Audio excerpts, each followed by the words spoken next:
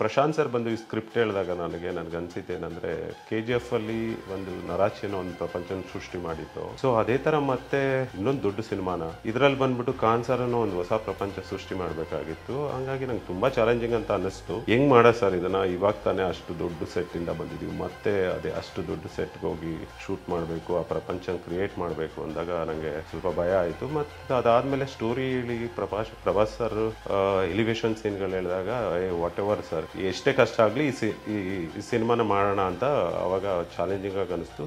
ತುಂಬ ಖುಷಿ ಆಯಿತು ಆ್ಯಕ್ಚುಲಿ.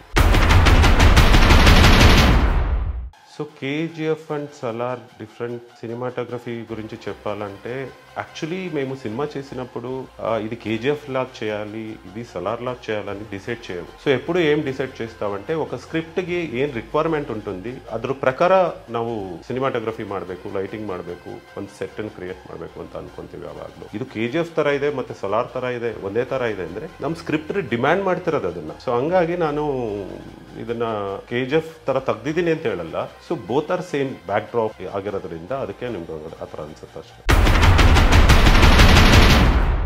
ಬೆಸ್ಟ್ ಕಾಂಪ್ಲಿಮೆಂಟ್ ಅಂದರೆ ಈ ಸಿನಿಮಾದಲ್ಲಿ ನನಗೆ ಪ್ರಭಾಸ್ ಸರ್ ಕಡೆಯಿಂದ ತುಂಬ ಫಾಸ್ಟಾಗಿ ಮಾಡ್ತೀಯಾ, ಓಕೆ ಒಂದು ಶಾರ್ಟಿಂದ మత్తొంದು షాట్ చేంజ్ ఓవర్ ಮಾಡಬೇಕಾದ್ರೆ you are doing very fast boo, ఇంత ఫాస్ట్గా చేస్తే నేనేమైపోవాలి అని చెప్పారు ప్రభాస్ సార్. తర్వాత ఆల్వేస్ ప్రభాస్ సార్ నా లైటింగ్ గురించి ఎప్పుడు చెప్తా ఉంటారు, బాగా చేస్తావు, ఐ లైక్ యువర్ లైటింగ్ అని. ఈ మూవీలో ఏం ఎక్స్పెక్ట్ చేయొచ్చు అంటే మేము ఒక పెద్ద ప్రపంచం క్రియేట్ చేశారు ఖాన్ సార్ అని. ఆ ప్రపంచం చూడొచ్చు ఈ మూవీలో మీరు. ప్రశాంత్ సార్ నాకు ఇన్పుట్స్ అంటే యాక్చువల్లీ ప్రశాంత్ సార్ నాకు ఏం చెప్తారంటే ఎప్పుడు ఆ సీను ఎలివేషన్ గురించి చెప్తారు, మళ్ళీ సెట్స్ గురించి చెప్తారు, ఇలా కావాలి ఇలా కావాలని. అంత చాలు నాకు ఇన్పుట్స్ ప్రశాంత్ సార్ సైడ్ నుంచి. అప్పుడు నేను కొంచెం రీసెర్చ్ చేసి సార్ ఇలా చేద్దాం అని చెప్పినప్పుడు ఆల్వేస్ అక్సెప్టింగ్, నువ్వేం ప్లాన్ చేస్తున్నావు, ఎలా లైటింగ్ చేస్తున్నావు, చాలా బాగుంది, అలాగే చేయమని చెప్తారు ఆల్వేస్.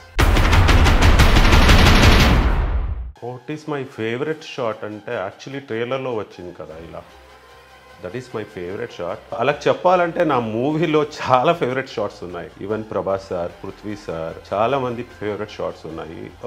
అది మీరు సినిమా చూస్తేనే తెలుస్తుంది. Almost all shots my favourite shots only సలార్లో, అంత బాగుంది. ಆ್ಯಕ್ಚುಲಿ ಈ ಮೂವಿలో మీరు ಟ್ರೈಲರ್లో ಕೇಳಿರ್ತೀರ. ಆ್ಯಕ್ಚುಲಿ ಟ್ರೈಲರಲ್ಲಿ ಪ್ರಭಾಸ್ ಸರ್ ಇಂಗ್ಲೀಷಲ್ಲಿ ಡೈಲಾಗ್ ಹೇಳ್ತಾರಲ್ಲ, ಸೊ ಆ ಟೈಮಲ್ಲಿ ಒಂದು ಶಾರ್ಟ್ ಇದೆ, ಅದೊಂದು ಈ ಮೂವಿ ನೋಡೋವಾಗಲೇ ನಿಮಗೆ ಫುಲ್ ಥ್ರಿಲ್ಲಿಂಗ್ ಆಗಿರುತ್ತೆ. That is my favourite short and challenging short ಅಂತ ಹೇಳ್ಬೋದು. ಅದನ್ನು ಸಿನಿಮಾನಲ್ಲಿ ನೋಡಿ ಎಂಜಾಯ್ ಮಾಡಿ. ಆ್ಯಕ್ಚುಲಿ ಪ್ರಭಾಸ್ ಅವ್ರ ಜೊತೆ ಕೆಲಸ ಮಾಡಬೇಕಾದ್ರೆ ತುಂಬ ಖುಷಿ ಆಗುತ್ತೆ. ಏನಕ್ಕೆ ಅಂದರೆ ಪ್ರಭಾಸ್ ಅವರು ಆಲ್ವೇಸ್ ಹಂಬಲ್ ಆಗಿರ್ತಾರೆ, ಸೆಟ್ಟಲ್ಲಿ ನಗ್ನಗ್ತಾ ಇರ್ತಾರೆ, ಖುಷಿಯಾಗಿರ್ತಾರೆ. ಸೊ ಅವ್ರ ಜೊತೆ ಹೆಂಗಿರುತ್ತೆ ಅಂದರೆ ಕೆಲಸ ಮಾಡೋಕ್ಕೆ ತುಂಬ ಈಸಿ ಅಂತ ಅನ್ಸುತ್ತೆ. ಯಾಕೆಂದರೆ ಯಾವಾಗಲೂ ಸಿನಿಮಾ ಸೆಟ್ಟಲ್ಲಿ ಹೆಂಗಿರ್ತಾರೆ ಅಂದರೆ ಲೈಕ್ ಫ್ರೆಂಡ್ ಥರ ಇರ್ತಾರೆ. Is a super star, big star, pan India star, ಈ ಥರ ಯಾವತ್ತೂ ಫೀಲ್ ಆಗಿಲ್ಲ ಅವರು. ಆ್ಯಕ್ಚುಲಿ ಯಾವಾಗ ಬಂದಾಗಲೂ ನನ್ನ ಫ್ರೆಂಡ್ ಥರ ಟ್ರೀಟ್ ಮಾಡು, ನಿನ್ಗೆ ಈಸಿ ಆಗುತ್ತೆ ಶೂಟಿಂಗ್ ಮಾಡಬೇಕಾದ್ರೆ. ಸೊ ನಾನು ತುಂಬ ಸಲ ಪ್ರಭಾಸ್ ಸರ್ನ ಯಾವಾಗಲೂ ಸಾರ್ ಅಂತ ಕರಿತಿರ್ತೀನಿ. ಅವಾಗ ಅವರೇ ಬಂದು ಹೇಳ್ತಾರೆ, boo don't call me sir, call me darling. అప్పుడు నువ్వు అలా పిలిస్తే మేమిద్దరు ఫ్రెండ్స్ లాగా ఉండొచ్చు, నీకు ಕಂಫರ್ಟ್ గా ఉంటుంది అని ఎప్పుడూ అలాగే చెప్తా ఉంటారు.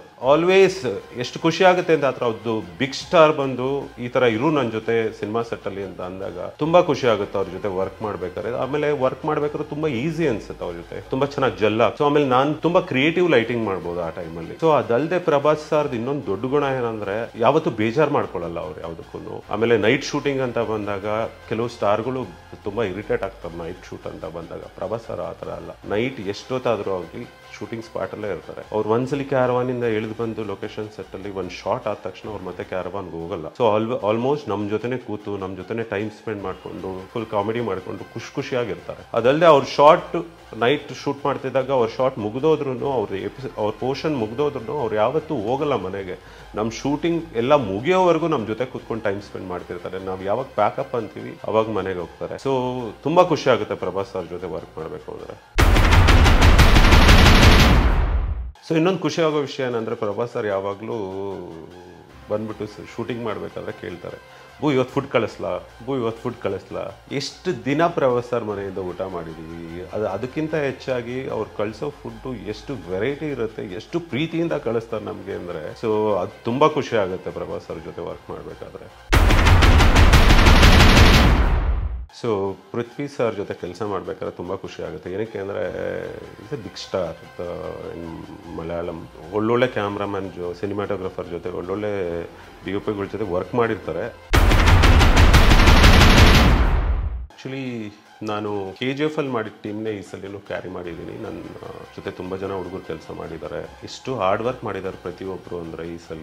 ಆ್ಯಕ್ಚುಲಿ ಸೆಟ್ ಬಾಯ್ಸ್ ಆಗಿರ್ಬೋದು, ನನ್ನ ಅಸಿಸ್ಟೆಂಟ್ಸ್ ಆಗಿರ್ಬೋದು, ಲೈಟಿಂಗ್ ಬಾಯ್ಸ್ ಆಗಿರ್ಬೋದು, ಎಲ್ಲರೂ ತುಂಬ ಕಷ್ಟಪಟ್ಟಿದ್ದಾರೆ ಈ ಸಿನಿಮಾಗೆ. ಏಕೆಂದರೆ ಕಾನ್ಸಾರ್ ಅನ್ನೋ ಒಂದು ಪ್ರಪಂಚನ ಸೃಷ್ಟಿ ಮಾಡೋದು ಅಷ್ಟು ಈಸಿ ಇರಲಿಲ್ಲ ಈ ಸಿನಿಮಾದಲ್ಲಿ. ಏಕೆಂದರೆ ನಾವು ಈ ಸಲ ಹಾಕಿರೋ ಸೆಟ್ಗಳು ಎಷ್ಟು ದೊಡ್ಡ ಸೆಟ್ಗಳಿದೆ ಅಂದರೆ CGIನ ಅಷ್ಟು ಡಿಪೆಂಡ್ ಆಗುತ್ತೆ.